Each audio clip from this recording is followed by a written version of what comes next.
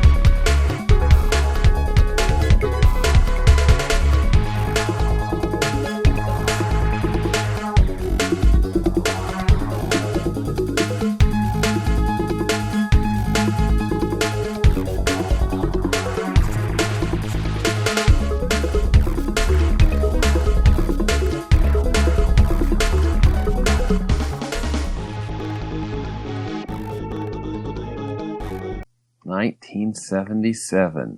Wow. In the dawning days of the 1950s, there came from beyond the heavens a mighty youth, possessing astonishing strength and speed, and imbued with a mental awareness far beyond that of mortal men. He strode the earth, a fighting crusader of justice, as Mama Boy. I don't know how long to keep that up. Welcome back to the Quantum Zone. As we warned you, the next month's going to be you're going to be in the Twilight Zone. Anyway, I am Phil. Joining me as always, Master of the Quantum Zone. I am Will, hey. And Master of opening those freezer pops. This is Matt. We're eating everything in the house. Freezer pops are the first to go. I had them for dinner tonight. He grooms with the same tools he uses to open food, people. Matt Cohn is a savage. I'm a survivor. I want to go get her. Oh, and I was waiting for that introduction to say Uranus. And Will, we were learning about the solar system in first grade science last week. It is Uranus, so yeah. So stick that science fact in Uranus, people. You know, it's the British get away with saying it laboratory. You know, so there are pronunciation differences based on cultural norms. Yeah, but they spell stuff weird too. You know, they add like OURs and stuff and E's. Oh, yeah. Where they're supposed to be. And the metric system. I mean, come on. I think it was the Before the Bad episode Ray did with us. He said, you know how we're supposed to practice, everyone should know Ray from Into the Night and Moon Night podcast. You know how they're telling us to keep 6 feet away from everyone? I guess down there in Australia, it's 1.5 meters. and I guess, I don't know if he came up with this or if this is like the catchy phrase they came up for it. He said it's 1.5 to stay alive. Nice. So. We could say stay 6 feet apart so you don't end up 6 feet underground. Is that too morbid? Yeah. Not necessarily, but not quite as catchy. You know, we need a little. Needs a little rhythm to it, doesn't it? Right, true. Let's talk about 6, baby. But our good friend Ray is under the weather. He has the shingles. Oh, that's pretty bad. He said he was in pain. Yeah. Well, look at the bright side. It could have been the vinyl siding. Yeah. Oh my lord! I was just brutal to him on Capes and Lunatics this past weekend because he was watching while we were doing it, and Charlie was like, "Oh, he's like, this is all." He's like, it's like a version of the what is it? Was it the herpes virus? And I was like, "Oh, Ray, where have you been?" And Charlie's like, "It's serious. If it gets to the brain, it's been known to kill people." And I was like, "Ray, I'm like, please don't die on us." And I'm like, "Can you leave me into the night in your will?" But Ray's a good sport. Mm-hmm. He said his wife or his woman was painting the other room. I said, "Oh, faking the shingles to get out of work, huh?" Yeah. I keep Whatever works, man. Whatever works. I know. So where's he at? I don't even see Ray from Into the Night. What else do you got to do? Laying up there with your shingles.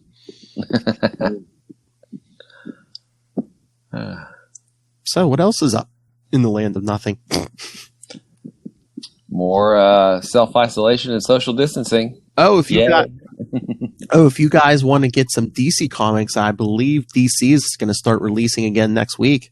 Oh, that's digital, aren't they? They're going to do some digital stuff. They're going around Diamond. Diamond's like, oh yeah, we're going to start up like late May, and DC was like, screw you, we're gonna do last week of April. So they're going through two different distributors, which one must be like West Coast, because I was looking. I think all of us, I think everyone on Capes and Lunatics is through the one distributor. So yeah, the other one must be West Coast. I was like, damn, the one that hits the East Coast does Arkansas too. South Central, I guess, is what we are. South East. Say, damn, where do they got it? Where do they got it? Time Machine? DC Digital Comics. Yeah. So there's so DC's kind of, I don't know if this is going to be a permanent thing or not, but right now, they're not going through Diamond. And I saw a smaller company, Alternos, like going around Diamond. So, everyone's waiting there to see what Marvel does now. DC might be going around Diamond permanently now. So everyone's waiting to see what Marvel does. Yeah. I bet you there's Disney lawyers going, what would be best for us? Yeah. I mean, Marvel kind of started a direct market implosion when they purchased one of the other distributors back in the early 90s. And so then you had to have this distributor for most everybody, Diamond previews, and then you had, was it First Comics? I can't remember.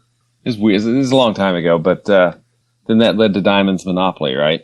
I think so. Yeah.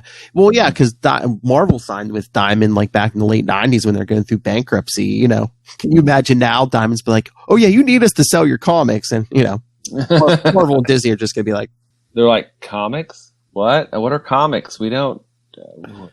Oh, you mean the things that we make the movies from? Oh, those things. Yeah, whatever. We don't care about those. We make too much money from the movies. Marvel's like, son, we're about to have our own, comic. We're gonna have our own comic distribution thing. We're gonna have our own theaters eventually. Come on. Yeah. Did you see today? I guess they announced Venom 2. They pushed back Venom 2, of course. Mm-hmm. Was it supposed to be? I think October of this year, but then they pushed it to June of next year. I think. Oh wow. And the writers of Venom just announced that they're going to be doing a One Punch Man, I think, movie. Is that right? I think I saw that. And then, but did you see the Venom 2 title? Because I guess there's a title to it. No. Oh, the Kings of Subtlety, Sony. Yeah, Venom 2. Let There Be Carnage. I wonder who's going to show up. Well, if you stay until the end of the first Venom, I think that wasn't much of a secret. Yeah. Yes, but that bad wig, I don't think showing up. I think they're actually like dyeing his hair red, Woody Harrelson's hair red instead of that Ronald McDonald wig. Yeah. Hey, have you? I didn't hear the music from the intro. Did you play the music from the intro? Mm-hmm. I didn't do. Hey, what about? You did? I didn't hear it. Oh, you can't hear it? No, try it. Try sound effect. I thought you didn't do the intro because it was Marvel Boy, and this is the 50s before sound effects. I really thought that it was like a stripped down version. Hold on. We could be fools because in post production, I heard a boing. There. Can you hear that? Yeah. Okay. Uh-huh. All right. I'm gonna add something to unpressed. All right. All right. So. I like Matt's. Totally ignore me. Matt's explanation is the best. You get a no prize, right? Yeah. No sound effect, no prize.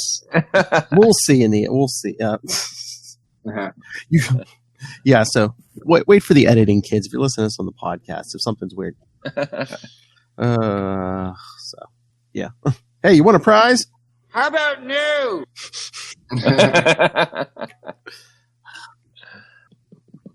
Do you know how old those movies are, man? Was it late 90s, isn't it? Or early 2000s? I think mid to late 90s? What, the first Austin Powers? I want to say the first one was maybe 96 or 97. That's kind of what I was thinking. I'll look it up real quick. My favorite thing about, I really loved the Austin Powers movie, especially the first one. But there's a bit at the end where the wife of the henchman that gets run over by the steamroller gets a phone call and finds out about her husband's death, and it was very unexpected, and it was at the end of the VHS tape. The first one. All right, here we go. First one, Austin Powers, International Man of Mystery, 1997. Yep. The year after. What I tell you? The year after I graduated high school. The second one, Austin Powers, The Spy Who Shagged Me, 1999. And then Austin Powers and Goldmember, 2002. Very cool. But yeah, that's 23 years ago. I know. I think I was talking to Kristen about that last night on Nightwing News. It was like, people are talking about comics from like 2000 or something. I'm like, that's not that long ago. It's like 20 years ago. Damn. Or the 90s. I was like, that can't be 20 some years ago. Well, think about this. If I'm doing my math right, we are now further from the Star Wars prequels now than the prequels were from the original trilogy when they came out, right? Yeah. Is that? Wow. Yeah, we're closer to death too, Will, but Yeah, I know. Every day. Nice. Bring you guys some sunshine into your lives. So, anything else going on? Not really. No, I don't think so. Still binging Star Trek, Kona? Yeah, I've been watching. I'm on season 6 of Deep Space Nine now. I've been focusing that more than switching back and forth between Voyager. I like that this is like one big long story arc, so that kind of gets me a little bit more involved in it. Hey, Stace is like, hey, we've watched. We really like Bosch on Amazon Prime. Detective, it's kind of LA noir. Mm-hmm. The new season of that just came out, and we burned through that like in 2 days. And we're like, okay, what now? And she's like, well, I said, how about we start with Star Trek, the original series, and just go. And I'm going to have to look for a watch order because I know at some point next gen Deep Space Nine came out. Yeah, there's crossover. There's like 2 years. Yeah. There's yeah. And then when Next Gen went away, Voyager started, and then that kind of whole crossover stuff is going on. And then once you get through that, then you jump back to Enterprise, right? Yeah, it aired after Voyager. Yeah, but I mean, if you want to do chronological, you would do before the original series. That's right. You would go Enterprise, Discovery, then original series. Yeah, I'm watching. I think in season 5, there's cameos from Voyager cast members.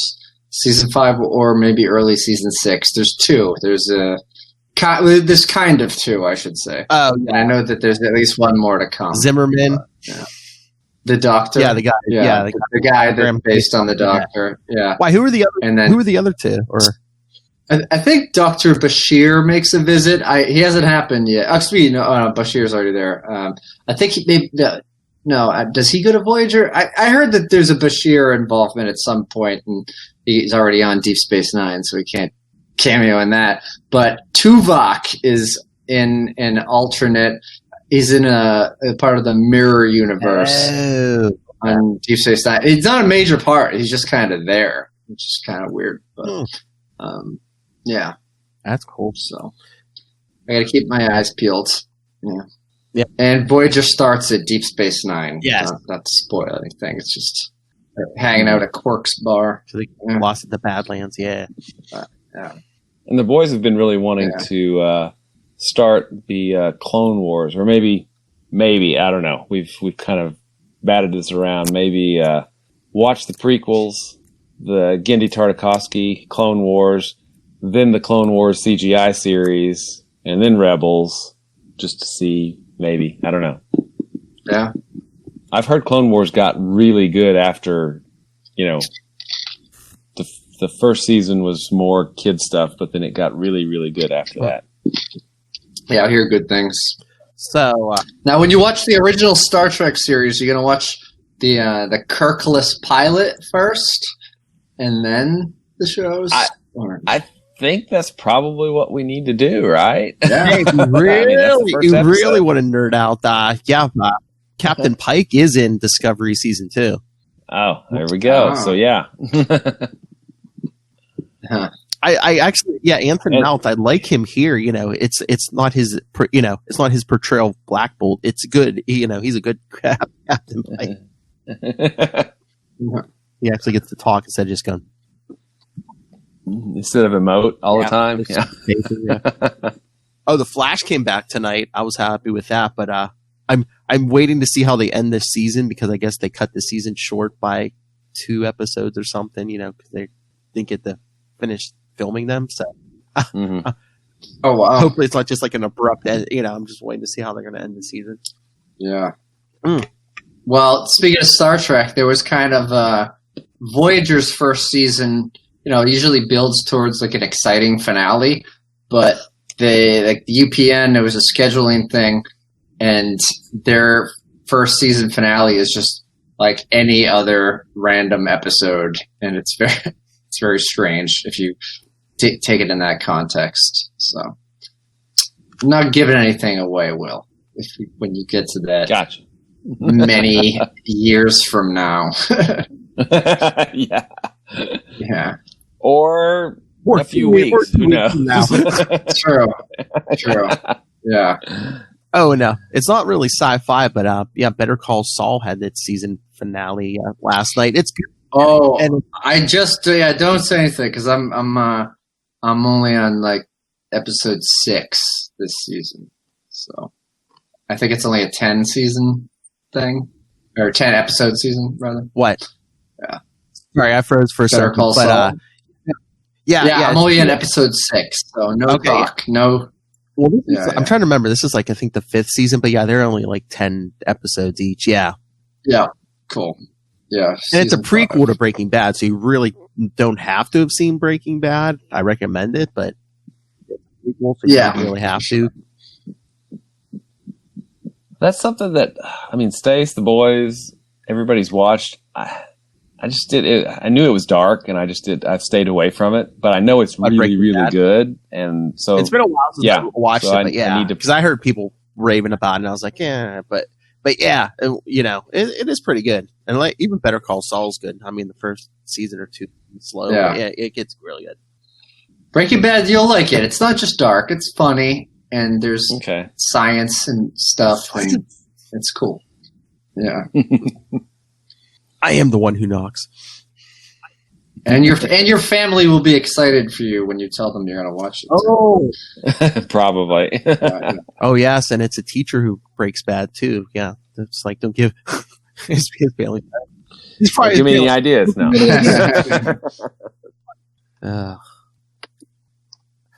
And then I guess Ray wrote me a part in the next Into the Night. They have like a little serial adventure, hunting for Khonshu's golden scepter. And I guess, I don't know. What I just read, I get spoilers. I guess I'm reincarnating, or I can reincarnate and stuff, but I guess I'm calling myself the Quantum Man. I wonder where you got that idea. Oh, typecast. Where could he have got that idea? I'll put it in my navel. Nice. Right, sounds working. All right. So should we get to this issue? Let's do it. Let's do it. All right. Yes, Marvel Super Action number 4, basically reprinting a bunch of old Marvel boys from the 50s. The first page is just a splash. So it opens up in space, I guess. Who is Marvel Boy? Where did he come from? To answer these questions, we must look beyond time and space. We must look back to the year 1950. We must look outward to the planet Uranus. Uranus. Oh, jeez. A giant sphere nearly 2 billion miles from Earth. Uranus so big at 2 million miles. It's this cold, forbidding world to which we must look, particularly into a dome-like building whose architecture astonishingly resembles our own. Can this be fabled Uranus? Few of any of us living today can now remember the strange disappearance of Professor Matthew Grayson in 1934. Let me see. I certainly don't remember. I don't either. Disappeared in the Great War. See, I guess we see his son. Back when men used to wear flesh-colored clothing that's very skimpy on them, and thought to cover their legs. Yes, we see a young man walk in. You sent for me, father? I'll do that, I guess. Yes, Bob, sit down. Denga, may I be alone? Certainly, Professor Grayson. If you want me, ring. I'll be outside. Bob, there's something I must tell you. Yet I don't know where to begin. I don't know if I can explain. About me? You mean about my being an Earth creature? How we came here to Uranus? And why you are always so sad, so thoughtful, even though I know you are happy here? That's wow. Sorry. There's some innuendo in the air. Let's clear that up. Catch up. We got the Uranus. All right. Okay, yeah. It's useless keeping anything from you, Bob. Like all Uranians, your IQ is astoundingly beyond anything Earth mortal can hope to achieve. And you have the Uranian's gift for mental telepathy. You can almost read my thoughts. You're a true Uranian. Dad, I've lived here on Uranus with you for 17 years.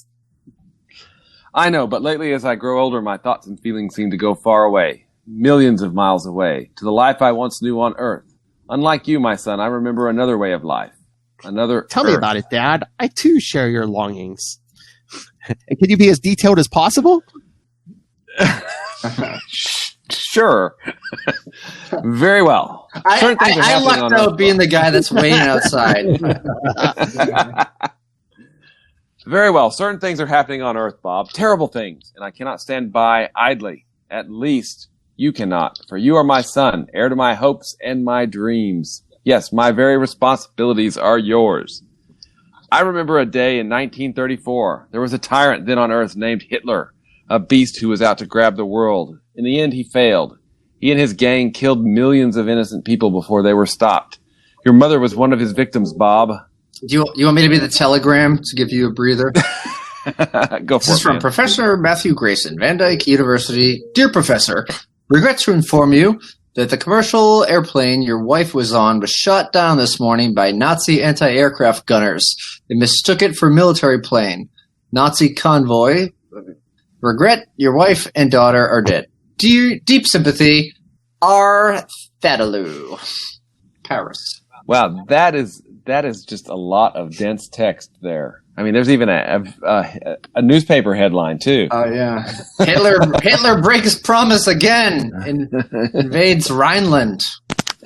Your wife and daughter are dead. So sorry. Yeah. With your mother and sister dead, victims of Hitler's brutal tyranny, I felt no more desire to go on with life and my scientific research as I knew it. I didn't want you, Bob, to grow up in that world of tyranny that killed your mother, so I decided to do something different with my knowledge of atomic energy. We're going to escape, you and I, son. I have enough uranium in this rocket ship to take us to the moon. If we don't make it, well, we'll be no worse off than living on this cruel planet. Okay. Atomic energy was my specialty. I had my private theories about the amazing power of uranium long before the first A-bomb burst at Hiroshima. I utilized them by secretly building a rocket ship of my own design, big enough for two. One night I pressed the trigger and... Not a soul will know where we've gone. Nobody knew I was building the ship. I will have vanished into thin air. Thin air, yes. Up and up we rose into thinner and thinner air, traveling faster than light itself. Tens of thousands of miles a second. I lost consciousness despite my precautions. When I came to, we were a short distance from the moon. Then something happened. Good heavens, the ship's making a right-angle turn. We're being drawn into another gravitational orbit by some magnetic force. We're heading, good grief, for Uranus. Sorry. Gravitational pull of Uranus. Sorry. There's Ad there. Okay. A lot of ads. A lot of knickknacks. A lot of ads. Okay. I never suspected that the uranium which powered my flight would attract the immense concentrates of uranium that form the crust of the planet Uranus. Swiftly, my little spaceship headed for the unknown world. It's blinding. Good heavens. What if Uranus is a ball of fire? Sorry. It wasn't. When I stepped out of my spaceship, it was like taking my first glimpse of paradise, and the Uranians were all angels. Good, helpful, ultra-intelligent. I'll be this guy. You don't have much to say, Kona. Yeah.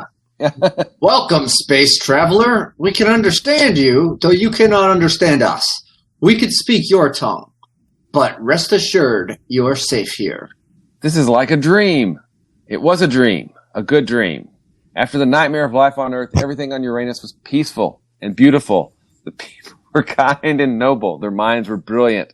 356 was the average Uranian's intelligence quotient as compared with 90 on Earth. That's why they were so telepathic. They understood the folly of war, of vanity, of greed. That was the environment in which you grew up, Bob. That's where we'll build your laboratory, Professor Grayson. An excellent site. But though I have lived on this gracious planet for many years, I'm afraid I've never forgotten the Earth I sprang from. I have no personal wish to return, nor could I if I wanted to. Interplanetary travel requires greater physical endurance Dad, than are I you trying possess. to tell me you want me to go down to Earth on a mission? You've read my mind. Mental telepathy again, eh? Yes, Bob, the Earth is in a bad way.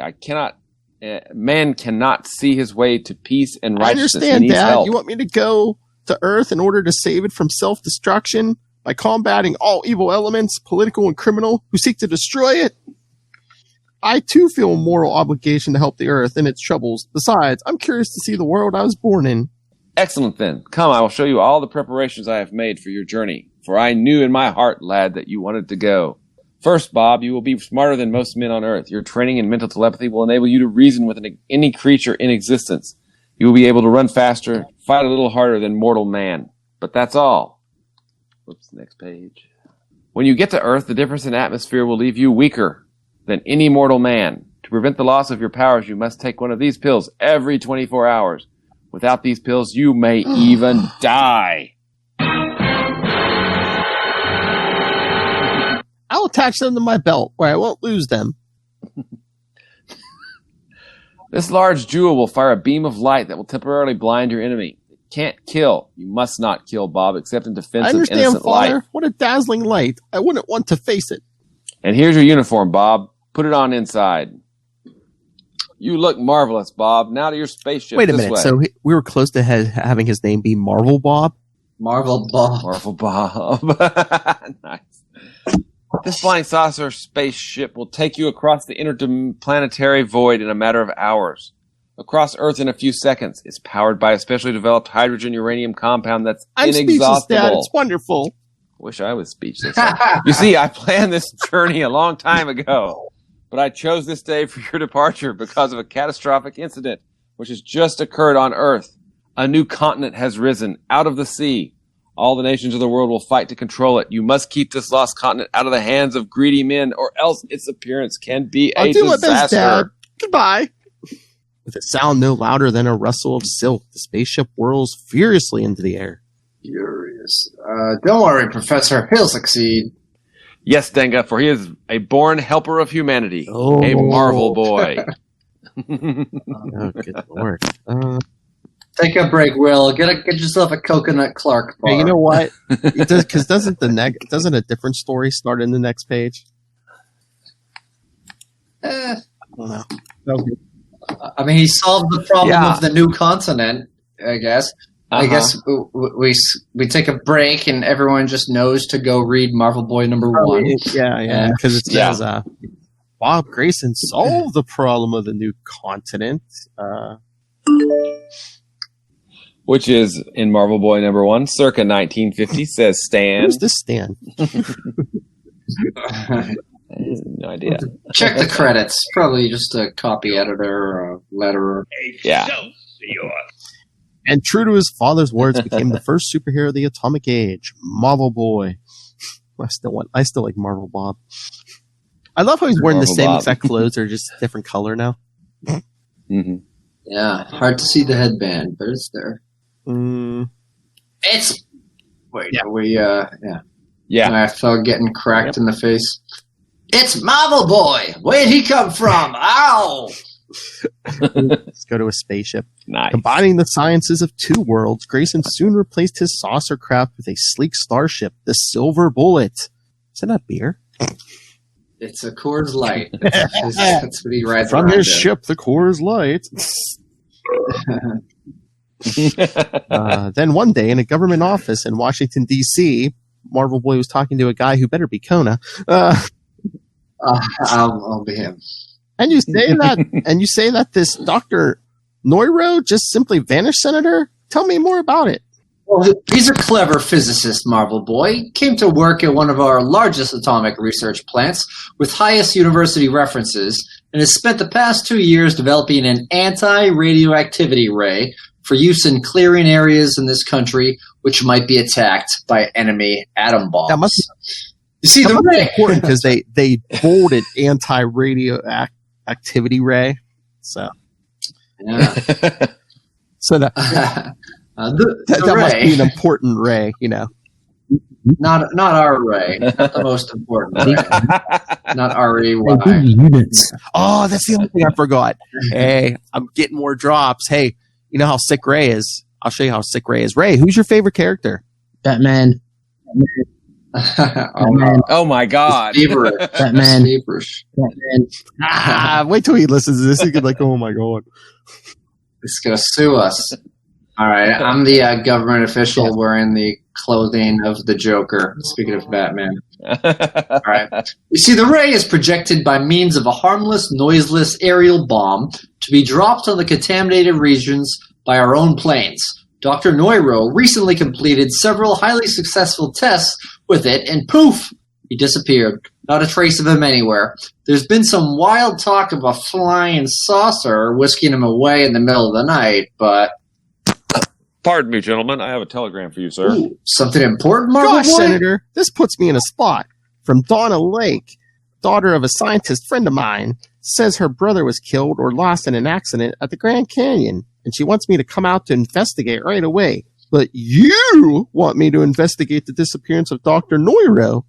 Well, I hate to ask you to refuse a friend in trouble, but this concerns our national security.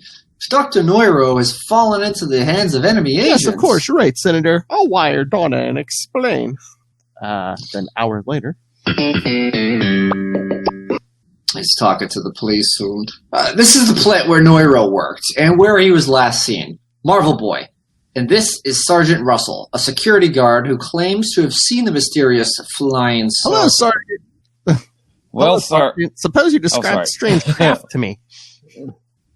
Well, sir, it was mighty dark that night, and I couldn't see too well, but I heard an awful loud humming sound in the air, and when I looked up, I saw this big shadow. Seemed like it was a great round thing, big as a house, and it whirled down right over my head and landed on an empty parking lot. I blew my whistle to call the sentries out, but before they got here, the thing took off again and disappeared into thin air. Believe me, I was scared. I never saw anything like it before.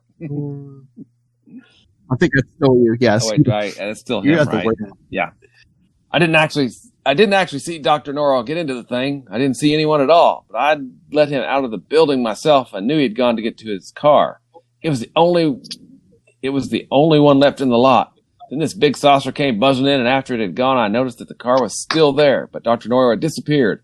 Incidentally, the civilian defense plane spotters have verified the presence of the thing. It was seen in Virginia, Arkansas, New Mexico, and Arizona, heading west Arizona, that same eh? night. Well, Senator, maybe I could kill two birds with one stone. Marvel Boy, in bold type, Marvel Boy rushes to a small airport and... What are you going to do, Marvel Well, Boy? the last place this saucer was seen was over the Grand Canyon. And since that's where Donna is, I'll see her and try to pick up the trail there. So long, Senator. Then as evening falls the same day in a cave deep in the Grand Canyon, kids.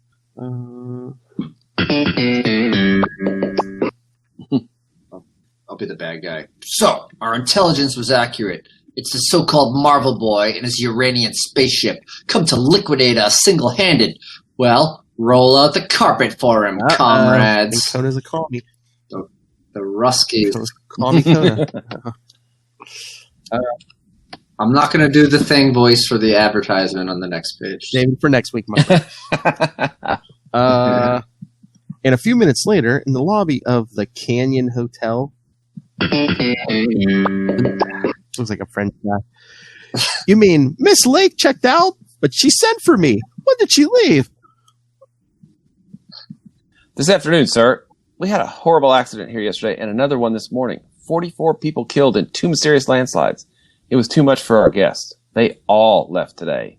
In fact, even the natives here are leaving the country. They say the canyon is cursed, and I'm beginning to believe it myself. Only the other night I saw that flying saucer they're talking about dive down into the canyon and disappear. So and since then we've had nothing but trouble. Eh? Well, sir, if you'll just show me the direction it took and where you saw it last, I think I'll take a little trip down there and see what I can see. And in less than an hour. Here he comes, the young fool. Well, we're ready. Watch him now. There he goes. He hit the trip. Well, that's not me. Oh, I'll do. That's one of them. You think that's the villain, or? Yeah. I'll do. There he goes. He hit the tripwire squarely. After him. Oh, no, that's you. After him, man. Quickly now. I don't want him hurt too As I trip badly. and fall in the water. Ooh, splash. Easy. Fish him out easy. Take him up to the cave and tie him up.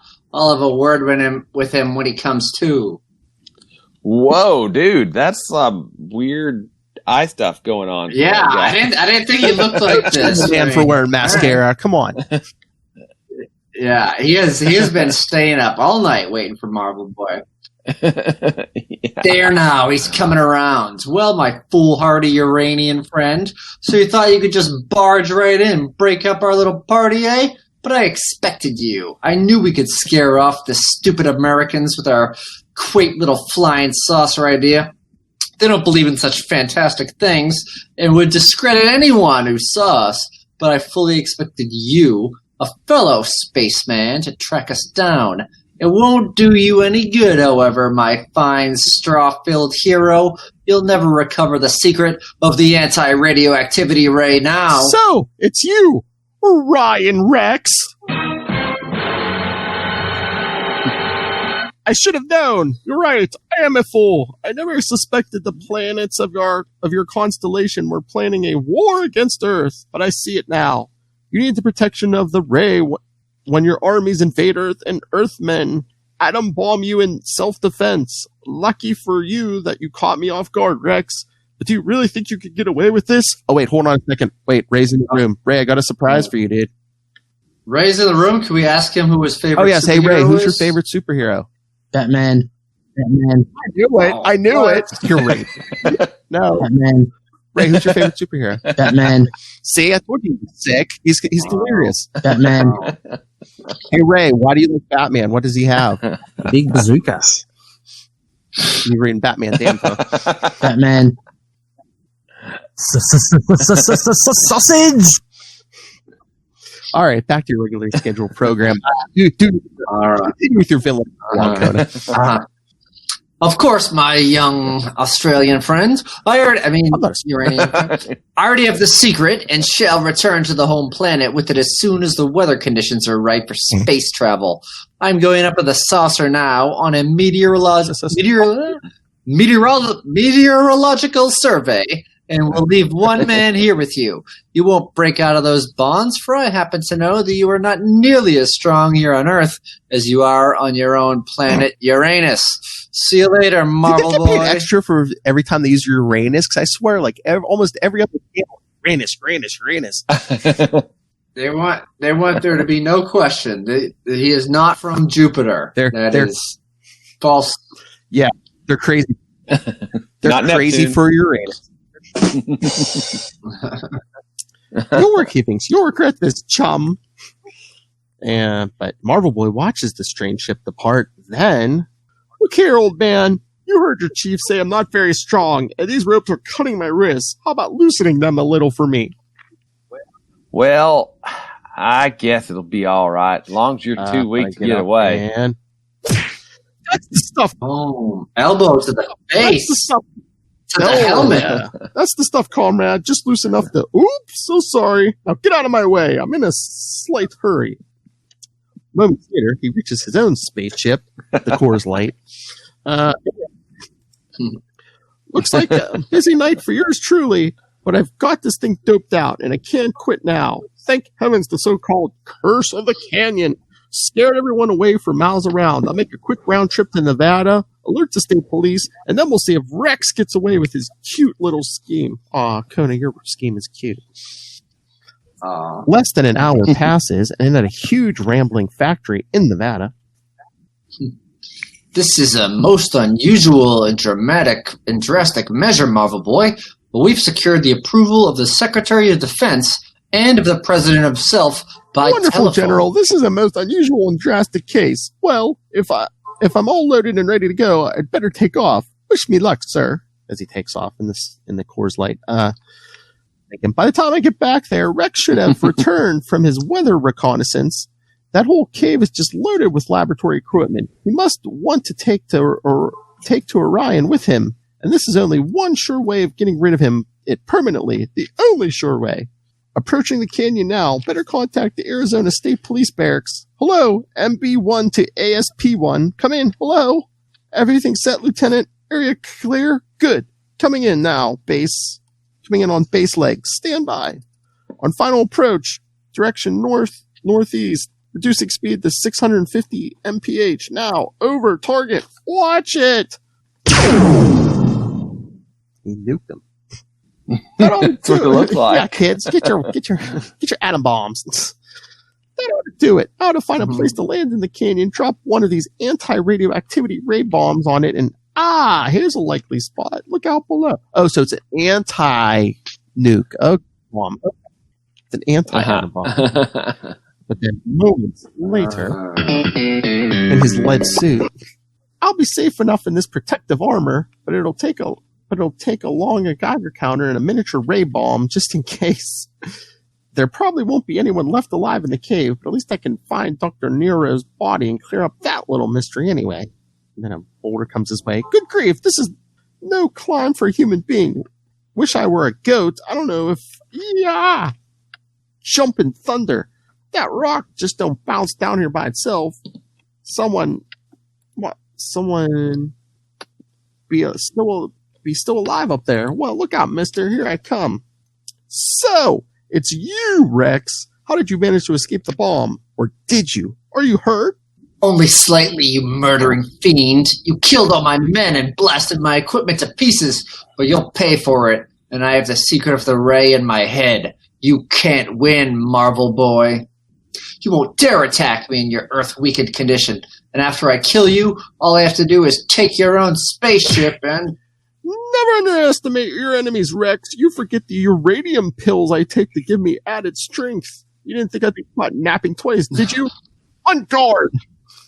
You think I'd forget to take my little blue pill, did you? So seconds later, after Kona folds with one punch, Rex, old boy, you're too old for this game. You should have left it for some of your younger warriors or scientists. Now to drop the miniature ray bomb and deactivate the cave so the state troopers and federal authorities can pick up the pieces safely. Dr. Nero has contributed a wonderful thing to military science, but I think his work is done. Don't you, Rex? You win, Marvel Boy. I should have known better. Rex. You should have gone straight back to your home planet from the atomic research plant instead of stopping here to pick up your laboratory equipment. Marvel Boy, what's happened here? Who is this character? Let me introduce you to a very clever and daring scientist, a brilliant physicist from a far-off land. Does he mean planet?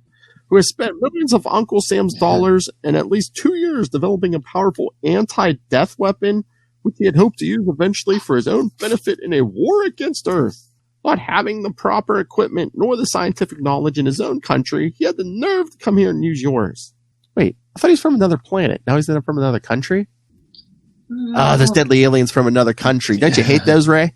They're all aliens. He hit on the idea of using a remote cave in the Grand Canyon for a base of operations. And then, after the disappearance of Dr. Nero, he found himself in dark, in danger of discovery, so he utilized the myth of the curse of the canyon to frighten people away.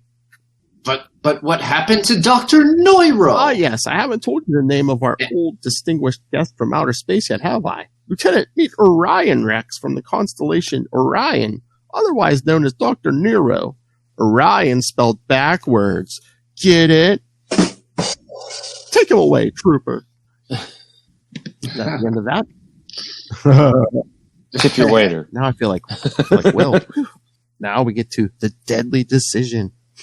Originally presented in Astonishing Tales number 5, wherein Bob Grayson, Earthborn citizen of Uranus, again, take a drink, finds himself faced with a universal problem, torn between two loves, parental and humanitarian, forced to make a decision that will cost the life of one human being or the entire human race. The entire human race. What does he do? What would you do if that one person were your own parent or a person for whom you felt completely responsible? What would you do? Let's take a look at Bob's problem and see what he does. By the way, this was originally presented in there an echo in here? number 5. Must be. In a scientist's laboratory on the planet Uranus, 7th major planet in the order of distance from the sun, Professor Matthew Grayson speaks to his son. Bob, I have just received an urgent request from the World Organization of Atomic Energy on our mother planet Earth. They want me to come to their headquarters in America at once. The trip would kill you. I know, my boy. I am growing old, and interplanetary travel requires greater physical endurance than I possess. Therefore, you, the Marvel Boy of the universe, wow, that escalated quickly, must go in my place. I long to return to the land of my birth. And then a lady comes in. Oh, Bob, how wonderful. Take me with you, please. I've never been to Earth. And Nonsense. Lily? Is that Lily or Lili? Yeah, Lily. Lily. Nonsense, Lily. You are only a child. This is adult business, and you would only be in the way. I have no time to play nursemaid to pretty little girls. I don't look like no girl. I look like a woman. Yeah. He looks like a 14-year-old boy. Come on. Oh, boy, exactly. All right. Kind of a double standard there, right? Only a child, eh? Huh, I just be in the way, eh? All right, Mr. Golden Boy. We'll see about that. You better I was thinking watch the dad's like, I'm too old. Yeah, when was this written in the 50s? Probably like, I'm such an old man of 50. I cannot make the trip. Early the following morning, Marvel Boy's spaceship takes off in a cloud of jet-propelled dust. Dad wants me to represent him and bring back the super secret documents that WOAR wants him to study.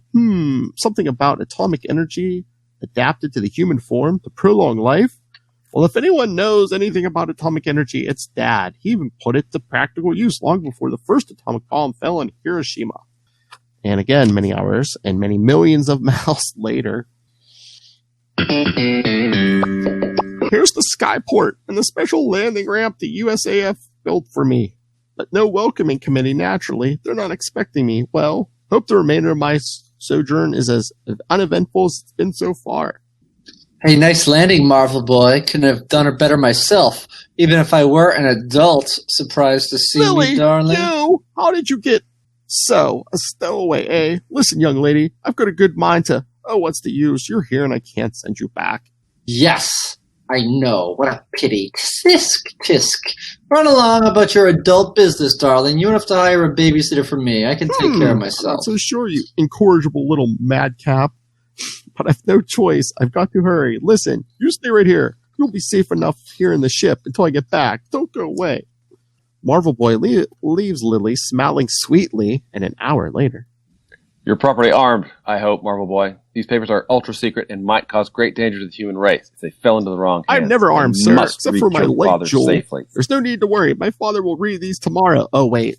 I just got it. So his father gave him the light, Joel? So he's never armed except for the family jewels? Oh. I think Ray is enjoying Matt Kona's portrayal of Lily, so... Confidently, Marvel Boy leaves the anxious scientist, and 10 minutes later, returning to the skyport. There he is. Yeah. There he is. People. Oh, go ahead. Whoa, There he is now. Well, what have we here? Well, This wouldn't be a hold-up, sorry. would it, kitties? Of course, I'm not quite as strong here on Earth as I am on Uranus, but I can still throw my weight around. This briefcase makes a handy weapon. Let's have a little light on the subject. Yay! The light is blinding me. That demon ain't human. What was that explosion? I still can't see a I don't single know. thing. Oh, yeah, sorry. I don't know. I don't know. It's like 1,000 photo flashbulbs, but he won't get away with this. Some of our men are already at the skyport where he left his Maybe I was too spaceship. optimistic about the peaceful nature of this trip. Looks like things are starting to pop. However, seems peaceful enough here. Lily probably fell asleep waiting for me. Oh, Lily. Hey, Lily. Who is this, Herman Munster? Oh, Lily. Hey, Lily, wake up. It's time to suffer in satellites. She's gone. The little minx must have wandered, but no, there's her brooch. She wouldn't have left it behind unless I'd better report to Dad. Marvel Boy, spaceship MB1 to Uranus XY3. Hello, via interplanetary cosmic channel 4. That doesn't sound complicated. He's a very proper navigator. Here's how I'm calling you, Father. Hello, Dad. Proper. Oh, it's you. It's you, Denga. Where's Dad? What? He's disappeared. But what? Oh, good grief. This is bad. Things are really happening fast now. Look, Denga. Put the Uranian Youth Patrol on the trail to see what they can pick up. I'll be with you as soon as I do something about another disappearance here. And 15 minutes later... Well, that's that. Lily's vanished completely. I ought to stay here and look for her myself, but my friend Dan O'Brien of the FBI is taking over and promises to leave no stone unturned until they find her. Meanwhile, it's far more important to locate Dad. Denga suspects foul play, and I'm afraid he's right. And traveling faster than light itself, the atom-propelled spaceship soon reaches Uranus, where a surprise awaits the worried pilot. I don't know how to tell Lily's people. They'll be furious with Hit him again, Maya. There's no one watching. Go through his clothing and search the ship. We've got to find those papers. There aren't any papers. Nigget? Nigot? Nothing but an empty briefcase. He must have destroyed them. Yes, it's possible. Yeah, he has an intelligence quotient of 360 higher than even the average Uranian. So he could have memorized the contents and burned the papers.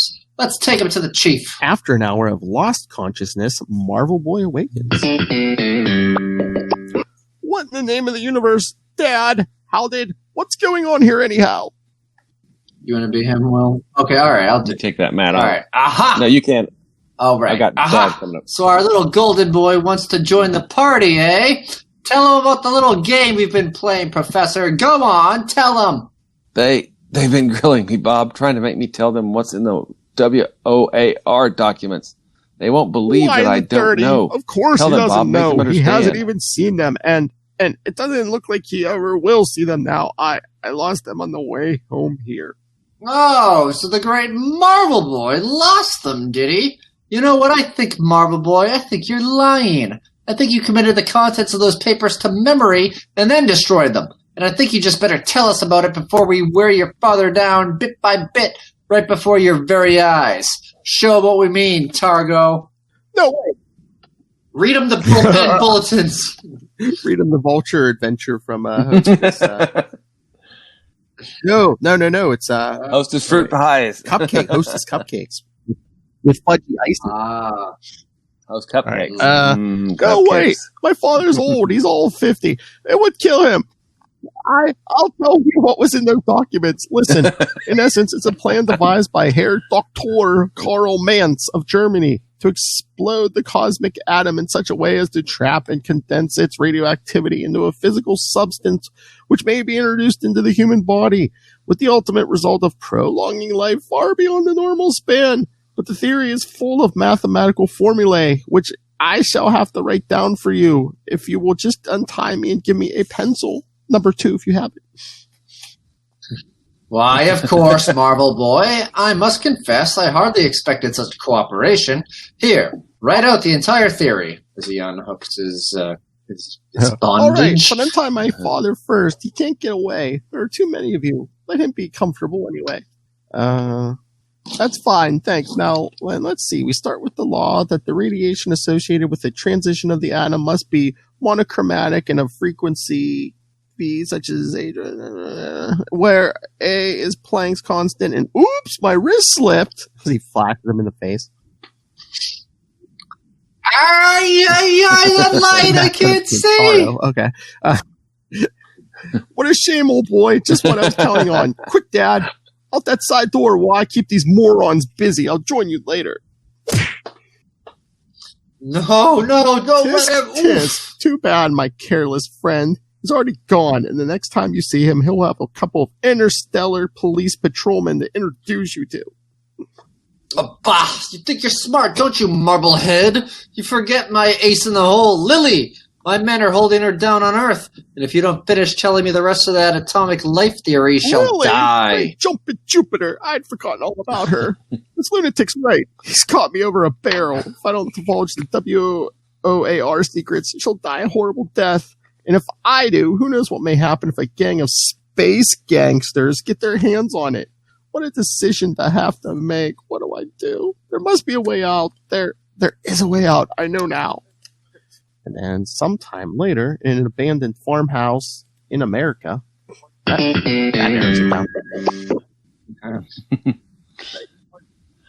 Say, Slim, I don't understand all this. Just who are we working for? And who's this skirt we're holding? She don't dress like any Jane I ever saw. And she speaks a language I never even heard of. What's the Shut deal? up, Max. I'm trying to listen to the Deliverance soundtrack. Now, I got a message coming through here. Hello. Yes, this is UXR 606 on their planetary cosmic channel 8. What? Yeah, sure, Chief. Okay. Well, we'll have her there. Sure. Dawn tomorrow. Okay. Roger. Over and out. At the edge of a large pasture. So the chief gave us the green light. Hey, Slim. Good. I don't like hot charges. Kidnapping the feds don't like it. Don't need to worry about the feds now, Max. The chief's coming here to pick up this frail himself. Then it's his worry, but the feds will never catch him. Not where he's going. Ooh. Here comes now. Look out for that jet blast. Yeep. Yeah. Yipe! A real genuine, honest to gosh spaceship. Gee, Slim. All the way from the planet Uranus, Max, millions of miles out in space. And here's the chief himself. Oh, hey, is it the chief? It's Marvel Boy, and glad to make your acquaintance too, you lousy baby snatchers. I called her a baby. Here, meet a couple of my fists, Lili. Get in the ship. I'm going to be busy a few minutes. 30 Earth minutes later. Morgan, special agent of All the wrapped FBI. up Got and ready your for message delivery, by sir. radio. I'll tell you Listen how to in, Marvel find Boy? the rest of the gang. Hold them on a kidnapping charge till I get back. Let's go, Lili. And many hours later, again, where we started, back on Uranus. It was tricky, Dad, but they wouldn't have had a chance if this little minx, Lili, hadn't stowed away on my ship.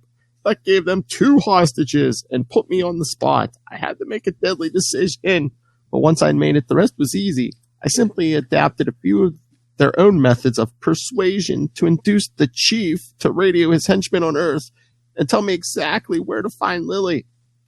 My youth patrols rounded up all the Uranian members of the interplanetary gang, so it's safe now for you to go ahead with your research on the atomic life theory. Oh, Marvel Boy, you're wonderful. Oh. That is not my review of this issue, by the way. It's Atomic power, see? quite different. It's not an atom bomb. It's an anti-radioactivity bomb. Okay, I have a question for you, Will, because I didn't read that That's right. that original Agents of Atlas. So those are the quantum bands he's wearing, right? No. Yeah. So they gave him some Uranian tech that they modeled after the quantum bands because, hey, there are these power bracelet thingies that are with this Kree Sentry, right? Marvel Right. Bob. So they gave those to Bob, Marvel Bob, came to Earth, fought crime, blah, blah, blah, then went back to Uranus, where he was just hanging out with the Uranians. The Uranians were not awesome people. They basically made kind of an evil clone of Marvel Bob, and they gave him the quantum bands, and they sent him back to Earth to go rob banks. Whatever, something, and he obviously wasn't worthy of the band, so he's the one who exploded in the Fantastic Four issues that are coming up. Sorry, spoilers. In Agents of Atlas, Marvel Boy comes back, and he's just using his mental powers and his light tricks, and so this using was the real uranium Marvel tech, Boy, not the these actual weren't quantum quantum bands. bands. Okay. Right.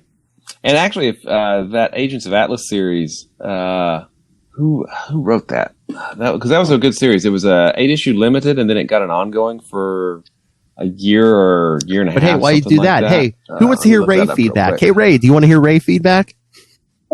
I would love to hear some Ray feedback. Ray, would you like to hear yourself give feedback that you just sent me a couple hours ago? He's like, sure. All right, everyone, and you, Ray. Here's Ray from Into the Night, a Moon Knight. He goes, what a douche. All right, so all right, everyone, and Ray. Here's Ray from Into the Night, a Moon Knight podcast, and Last Sons of Krypton, a Superman podcast. Hello, Phil, Will, and Matt. This is Ray, dropping in some thoughts for Marvel Super Action Issue 4. Finn's excited as well. Now, look, we're all grown-ups here. Are we? All four of us are adults, so I'll just get it out of the way. Uranus. Okay, Uranus was used a little bit too much. Uranus was used too much. It got to the point where it almost got ridiculous. I know we are grown-ups, but you can't help but have a bit of a giggle at it. Oh, can't help anyway, but. The constant references to Uranus was just something a little hard to look past. Anyway, also... Cheeky buggers. Anyway, thoughts on the actual issue itself. Look, having read a lot of, with the Last Sons of Krypton, the Superman podcast, a lot of Golden Age. This is Golden Age or late Silver Age. I always get my decades wrong. Anyway, reading a lot of the older classic comics, there's a nice, sensibility to them. They're fun to read, a different sort of read.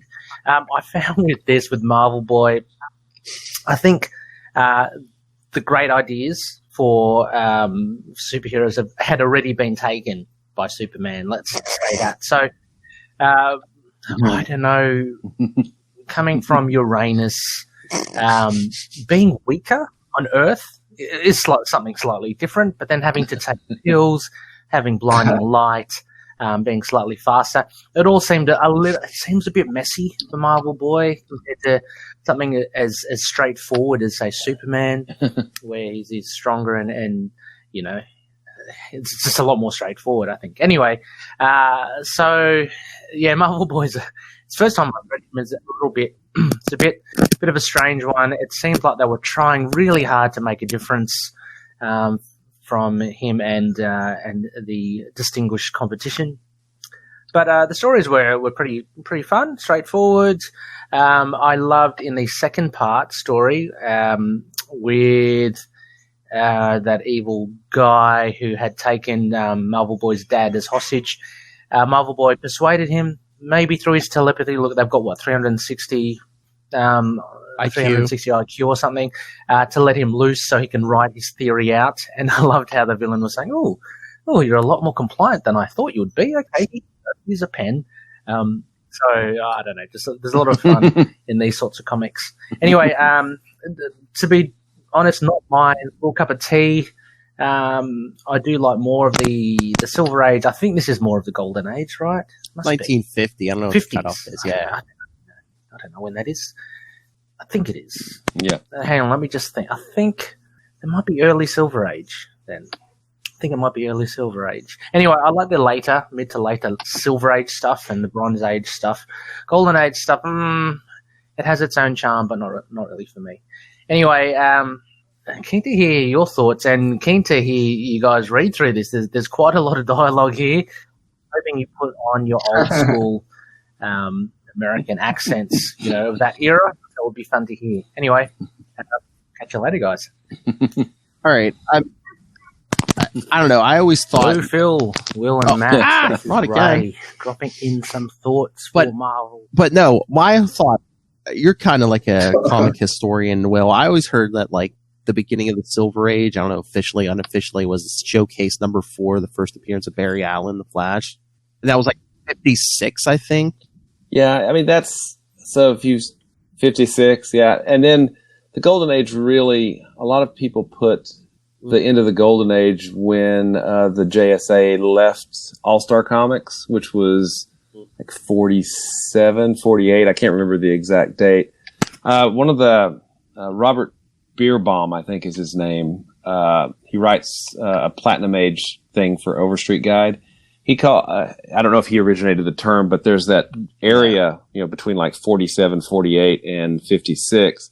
That's kind of been termed the, you're going to laugh, the Atomic Age.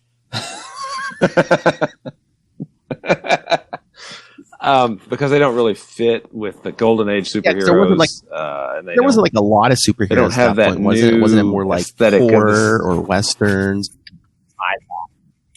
Westerns, yeah, because superheroes didn't outlast the end of World War II by very much. Other genres kind of took over, and really, I mean, the only ones that stayed in constant publication were Superman, Batman, and Wonder Woman, and then Silver Age, DC.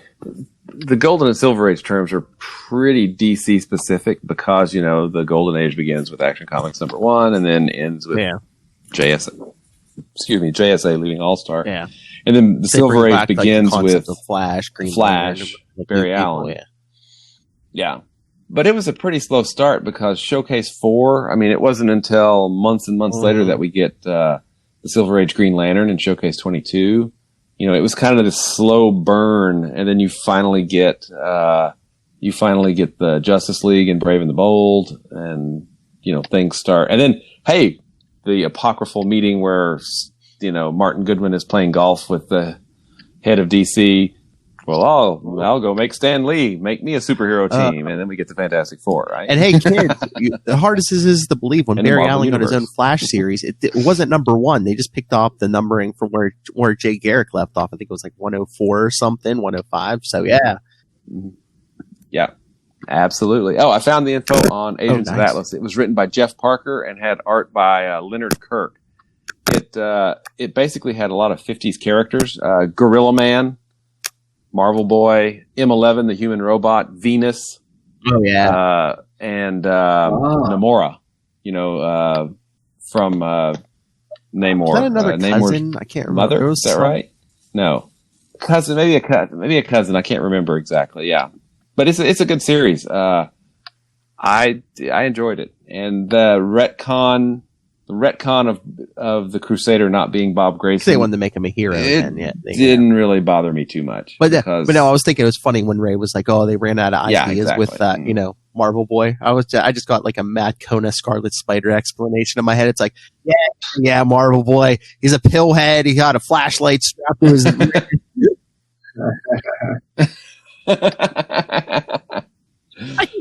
He's really smart. He brags about it, but all I'm like, the time. Why would he be weaker on Earth than Uranus? I know he spent most of his life on Uranus.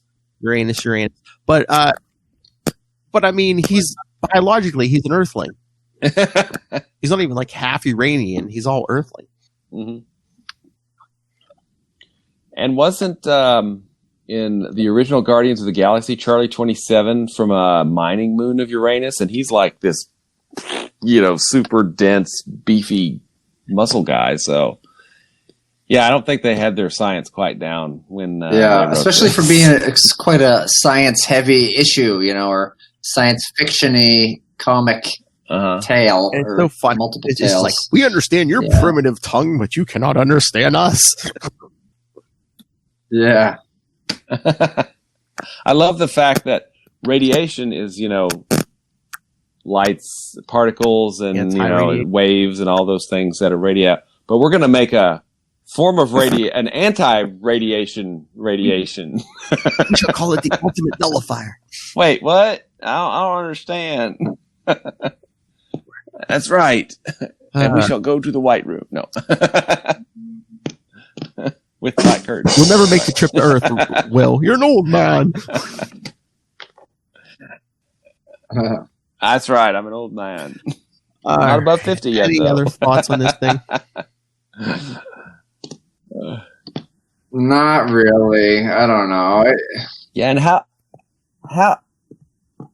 how old was Professor when Marvel Boy was born? Was he like 40? I mean, come on, or 50? How old? He's supposedly really Again, old. that's what I'm saying. How old he is has he? a Is it an kid. old man of 50 or is he, like 80 years old? I don't know. And I don't know how old Lily was, this kid, this baby. How old was she? Mhm. And like Kona said, it's like, Like Marvel Boy don't look that 25. much older. If anything, he might even look younger than Exactly. Oh, no, he said he was 17. He looks like 14 or 15. Yeah. 17. But I mean, I don't see her being any younger than that. Oh, okay. That's right. Yeah. It's like, I'm 17, you're 20, but you're a girl. You're No a girl, way. so you're a child. You broad. Yeah. Yeah. And, she was You would Uranian, think. so she would probably be even smarter, right? I mean, She did outsmart him, so the old stowaway game was strong. So He was the smartest thing on Uranus. in that one. Seriously, it seems like they got paid for every mention of the word Uranus. It was like, again, like literally almost every other panel. It's like, I am from Uranus. Oh, I must get back to Uranus. This Uranian science. This. yeah, You should put rules in the podcast for this and make it a drinking game. Anytime I the word guarantee you, Uranus is uttered, this on you the have to take a podcast. drink. Little Hellfire's way drunk by now. Anything for a drinking game. Oh, I should have hit the man. button every time they said Uranus. Uranus. Read along, kids. Take a drink, kids.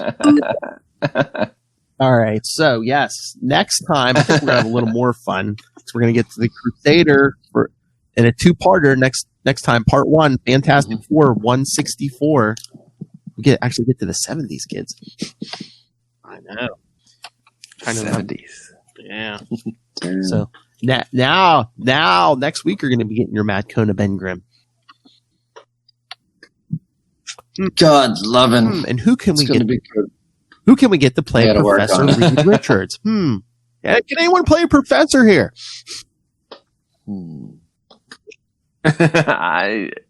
Maybe. As long as he has a lot of dialogue, that's all that Yeah, I was matters. gonna say. You know? Yeah, let's hear it for Will. Yeah, that was That's right. Yeah. That's all that matters. But yeah.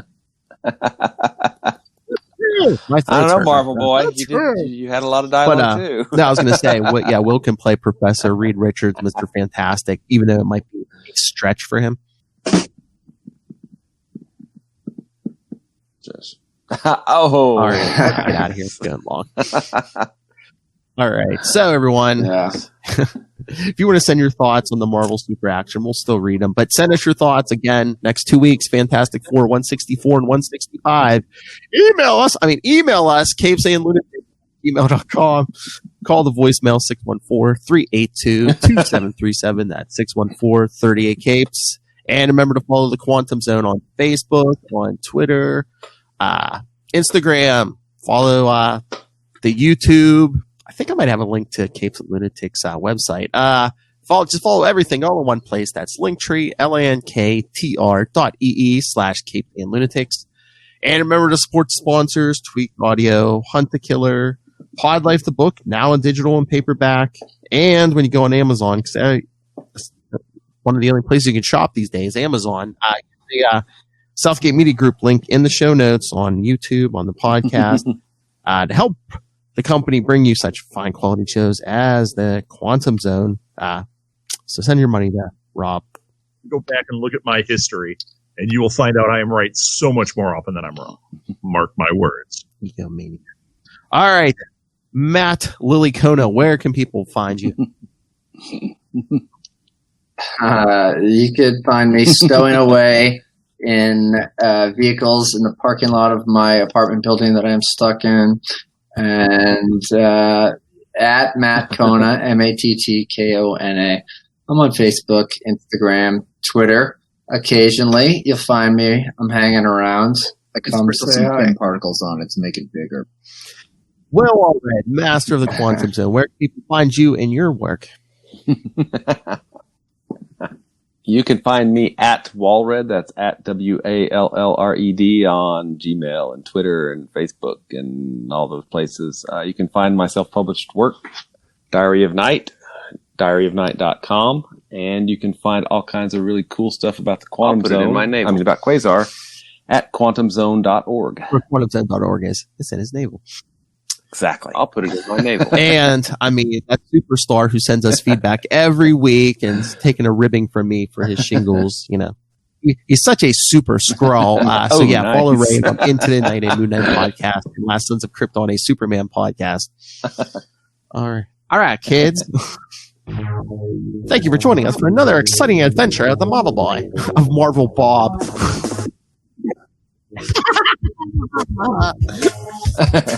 From Uranus.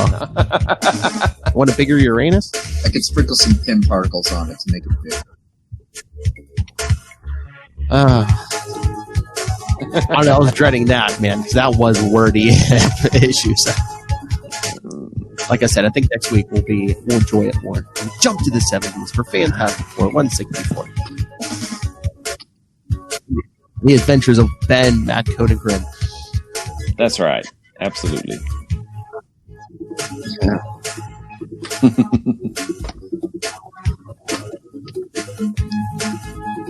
I hope you feel better, Ray. Thank you, Ray. I already told people about the cereal. Yeah, get feeling better, Ray. But enough about that. Join us next time, kids, for the exciting adventures of Marvel Bob. Until then, keep it anti-radiation.